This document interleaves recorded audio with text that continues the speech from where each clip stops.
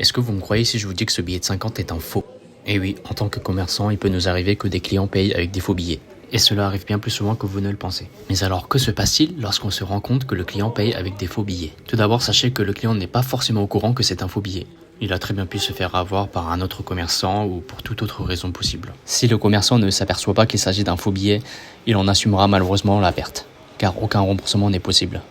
Et dans le cas où il se rend compte, le commerçant sera dans l'obligation de saisir le billet et de ne absolument pas le remettre en circulation. Il devra alors le remettre à la Banque de France afin que ce dernier puisse l'analyser ou faire une enquête et à la fin le détruire. Je sais pas ce que vous en pensez, mais moi je suis de plus en plus surpris par le réalisme de ces faux billets. Il est aujourd'hui très difficile de reconnaître un vrai d'un faux, surtout quand on n'a pas l'habitude de manipuler les billets. Sachez que si un jour vous êtes en possession d'un de ces billets, ne cherchez surtout pas à les dépenser, car vous risquez jusqu'à 5 ans d'emprisonnement et 75 000 € d'amende. Bref, il est temps pour moi d'aller remettre ce billet que j'ai bien évidemment saisi, et on se retrouve dans la prochaine vidéo. Abonne-toi.